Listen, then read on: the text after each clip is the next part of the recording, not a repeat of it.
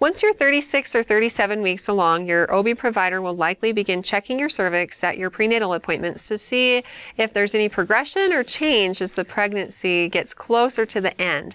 And ideally, in the days to weeks leading up to the delivery of the baby, the cervix will begin to ripen. That's an actual medical term that we use. And it's caused by the release of hormones called prostaglandins that act on the cervix and cause it to thin out, move forward in the woman's pelvis, and actually soften in consistency, and the woman might actually dilate a little bit too. And then later on, after the woman starts having regular and intense contractions, a ripe cervix should respond to those intense contractions by dilating or opening up. And the true definition of labor is cervical dilation from hour to hour. So in other words, let's say that the ripening got your cervix to like 1.5 centimeters, and then you start having regular and intense contractions, and you change from 1.5 to 2 to 2.5 to 3 to 4 to 5 to 6 to 7 to 8 and 9 and 10. That's when you're in labor. But it's possible to have a lot of contractions, and your cervix may not be changing as a result of those contractions, and you get sent home from the hospital.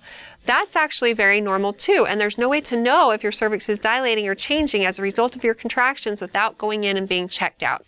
And it's never a wasted trip. You don't ever have to worry about taking the walk of shame, which I heard a lot of patients call it, because that trip helps you to know what's going on and gives you experience so you know when to come in again in the future. So you had a specific question about your cervical exam when your doctor checked you, and you want to know how long it's going to be until labor starts. And really, no matter what your cervical exam is, whether you were 1 when the doctor checked you or whether you were 5, there really is no good way to tell. There are women who can walk around at 5 centimeters for weeks. And then there are women who are 1 centimeter in the doctor's office in the morning when they go for their appointment, and they end up delivering their baby later that night.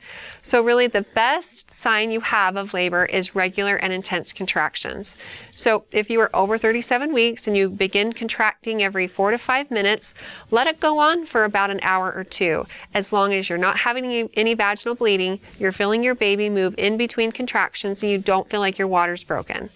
And then once you've been contracting that regularly for a couple of hours, then go to the hospital and see if your cervix is changing as a result of those contractions.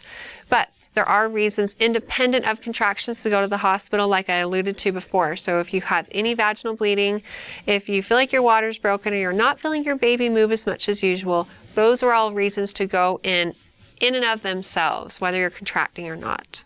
If you have any specific questions or concerns, it's always a good idea to call your doctor, because they can ask you more specific questions, get an idea for what's going on, and then determine if you need to be seen or not.